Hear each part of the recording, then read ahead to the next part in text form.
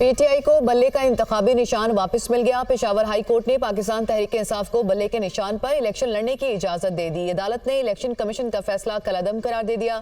ECP के पास फैसले का इख्तियार नहीं था। इलेक्शन कमीशन का फैसला गैर कानूनी है। पीटीआई बल्ले के इंतखाबी निशान की हकदार है। इलेक्शन कमीशन सर्टिफिकेट वेबसाइट पर जारी करे। पेशावर हाई कोर्ट ने मुख्तसर तहरीरी फैसला जारी कर दिया। समाअत जस्टिस एजाज अनवर और जस्टिस सैयद अरशद अली पर मुश्तमिल 2 रुकनी बेंच ने की।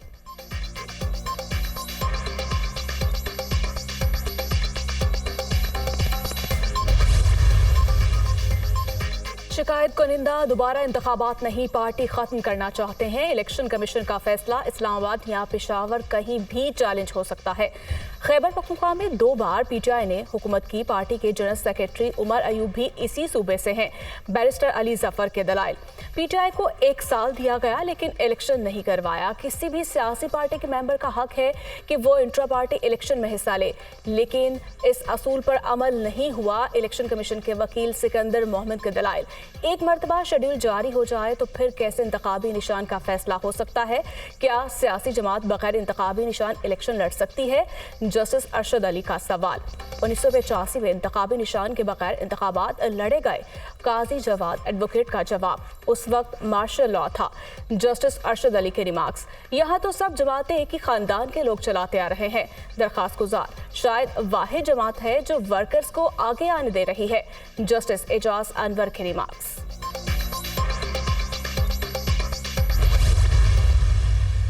मुलाकात हुई है, मुलाकात कोर्ट में हुई है, कुछ कंसल्टेशन टिकटों पे हो चुकी है और इंशाल्लाह टिकटों से रिलेटेड कंसल्टेशन कल मुकम्मल हो जाएगी और इंशाल्लाह ताला कल शाम को हम टिकटों का अनाउंस करेंगे। और उसके बाद पूरी कौम को और पीटीआई के वर्कर, सपोर्टर और कैंडिडेट को मुबारकबाद देता हूँ कि अल्हम्दुलिल्लाह पेशावर हाई कोर्ट ने एक तारीख़ी फ़ैसला दे दिया और बल्ले का निशान हमारा रिस्टोर हो गया है। पेशावर हाई कोर्ट ने बल्ले का निशान वापस दिलवा दिया। ये पाकिस्तानी कौम की उमंगों की तर्जुमानी करने वाला निशान है। अगर ये निशान वापस ना होता तो हमारी रिजर्व सीटें चली जाती। हमने ऐसे इंट्रा पार्टी इलेक्शन करवाए जैसे दूसरी पार्टियों ने नहीं करवाए। कल शाम तक पार्टी टिकटों का ऐलान करेंगे, जिसका हक होगा उसको टिकट मिलेगा। Chairman PTI barrister Gauhar Khan की मीडिया से गुफ्तगू।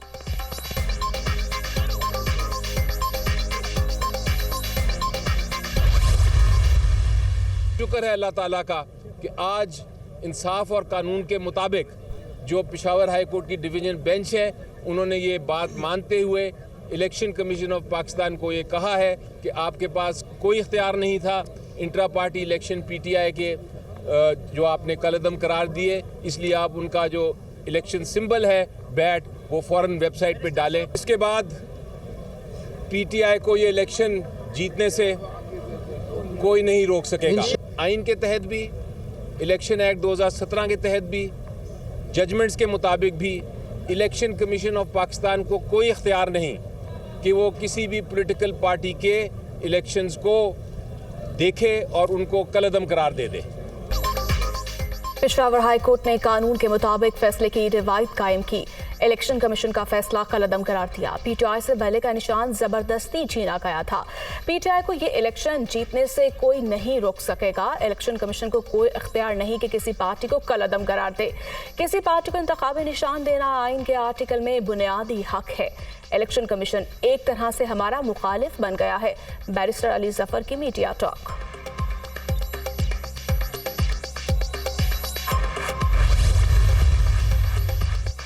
सुप्रीम कोर्ट के जज जस्टिस मुजाहिर अली अकबर नकवी ओहदे से मुस्ताफी। इस्तीफा सदर ममलिकत को भिजवा दिया। मेरे लिए अपने ओहदे पर काम जारी रखना मुमकिन नहीं।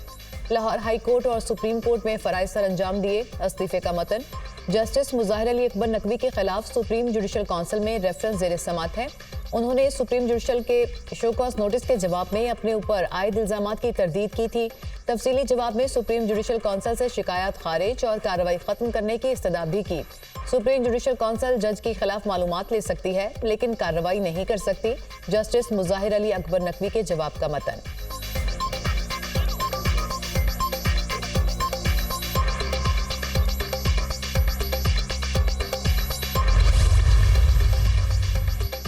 साबिक सदर परवेज मुशर्रफ की सजाए मौत बरकरार। सुप्रीम कोर्ट ने फैसला सुना दिया। अदालत ने परवेज मुशर्रफ की खुसूसी अदालत की सजा दुरुस्त करार दे दी।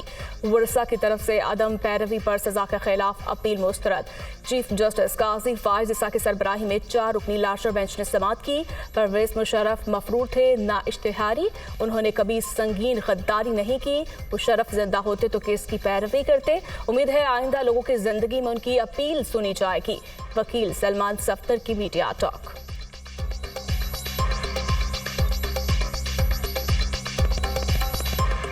जनरल परवेज मुशर्रफ का तमाम केस शुरू से लेकर एंड तक तमाम 8 गवाह जो हैं वो उनकी गैर मौजूदगी में हुए, चूँकि वो बीमार थे और उनको फिर मुल्क से जो बाहर भी गए वो एक मफरूर नहीं थे, वो एक इश्तिहारी नहीं थे। जनरल परवेज मुशर्रफ अगर ज़िंदा होते तो वो कभी भी इस केस की पैरवी किए बगैर वो ना जाते। मगर अफसोस इस बात का कि फैसले के 4 साल के बाद भी उनकी ज़िंदगी में लाइफ टाइम में अपील उनकी नहीं सुनी गई। लोगों को इंसाफ अगर उनकी ज़िंदगी में मिल जाए तो ये बहुत ही बेहतर होगा। हम इलेक्शन में उतर चुके मगर कोई दूसरा नजर नहीं आ रहा। सुना था कि लाहौर में नून लीग का राज है, मगर NA 127 में उम्मीदवार कौन है कोई नहीं जानता। PTI भी कहीं दिखाई नहीं दे रही। इक़्तिदार मिला तो मुलाजमीन की तनख्वाहें डबल कर देंगे। वादा है कि आवाम को 300 यूनिट बिजली मुफ्त देंगे। बिलावल भुट्टो जरदारी का लाहौर में वर्कर्स कन्वेंशन से खिताब।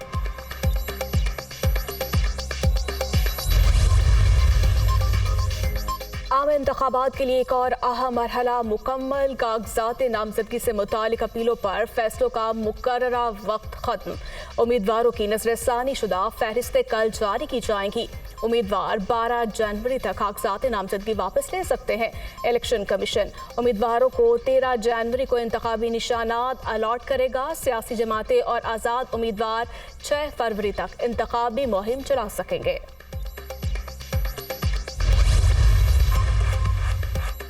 बानी PTI की NA नवासी मियांवाली से भी अपील मुस्तरद। इलेक्शन लड़ने के लिए नाअहल करार। बानी PTI को NA 122 से भी इलेक्शन लड़ने की इजाज़त नहीं मिली।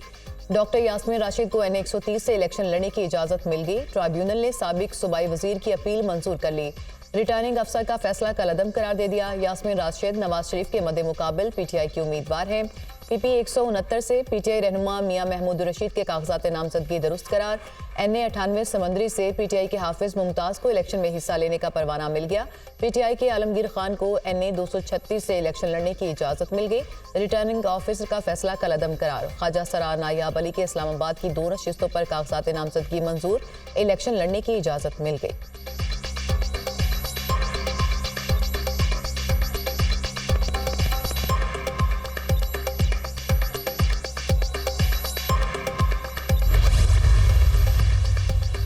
बानी PTI को रावलपिंडी पुलिस ने 9 मई के 12 मुकदमात में बाज़ाब्ता गिरफ्तार कर लिया। रावलपिंडी पुलिस के तफ्तीशी अफसरान अडियाला जेल पहुंच गए। 9 मई वाक़यात पर JIT बानी PTI से तहकीकात का आगाज करेगी। तफ्तीशी अफसरान 12 मुकदमात के सवालनामे लेकर अडियाला जेल पहुंचे। बानी PTI को कल अडियाला जेल में ही दहशतगर्दी की खुसूसी अदालत में पेश किया जाएगा। नवाज शरीफ के हल्का NA 130 से कागजात नामजदगी मंजूर करने के खिलाफ अपील खारिज। इलेक्शन ट्राइब्यूनल के जज जस्टिस अहमद नदीम अरशद ने फैसला सुना दिया। NA 132 में शहबाज शरीफ के कागजात नामजदगी मंजूर करने के खिलाफ अपील भी खारिज। इलेक्शन ट्राइब्यूनल ने शहबाज शरीफ के कागजात नामजदगी दुरुस्त करार दे दिए। शाह महमूद कुरैशी ने 3 हलकों से कागजात मुस्तरद करने के इकदाम को लाहौर हाई कोर्ट में चैलेंज कर दिया। जस्टिस अली बाकर नजफी की सरबराही में 3 रुकनी बेंच समाअत करेगा। रहनुमा PTI के NA 150, 151 और PP 218 से कागजात मुस्तरद हुए थे। सनम जावेद ने ट्राइब्यूनल के फैसले को लाहौर हाई कोर्ट में चैलेंज कर दिया। ट्राइब्यूनल और RO ने कानून के मुनाफी फैसला सुनाया। दरख्वास्त में मौक़िफ़।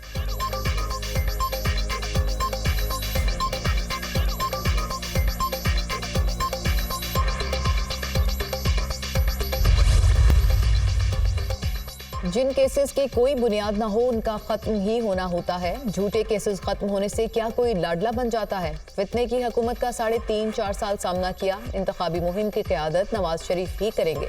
मुस्लिम लीग नून वाज़ेह अक्सरियत से कामयाब होकर मुल्क को बहरानों से निकालेगी। सदर के पास इख्तियार नहीं, ओहदा आईनी है। नवाज शरीफ ऐसे ओहदे पर हों जिस पर वो पाकिस्तान को बहरानों से निजात दिला सकें। आईपीपी के साथ सीट एडजस्टमेंट पर बात हो चुकी है। राना सनावला की गुफ्तगू।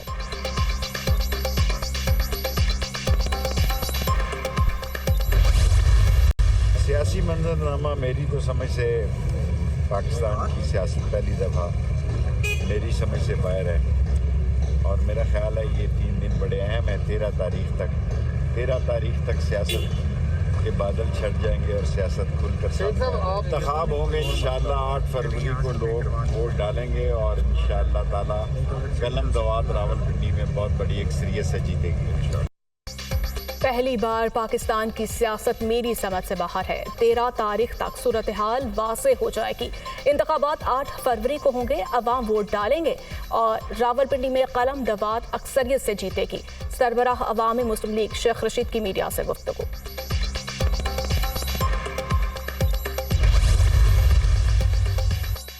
हर सियासी जमात को ज़ाती मफादात से बालातर होकर पाकिस्तान के लिए सोचना चाहिए। हमने कई जमातों से राबते किए, दूरियां खत्म करके इत्तेहाद कायम करना होगा। जो जेल में हैं वो भी हमारे भाई हैं, जिन्होंने 16 माह मिलकर हुकूमत की, अब वो एक दूसरे को गालियां दे रहे हैं।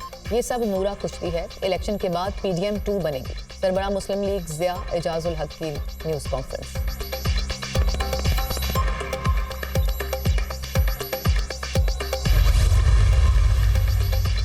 मिसिंग पर्सन्स के हवाले से प्रोपेगेंडा नाकाम हो चुका। कुछ अनासर मिसिंग पर्सन इशूज़ को लेकर रियासत के खिलाफ मज़मूम मुहिम चला रहे हैं।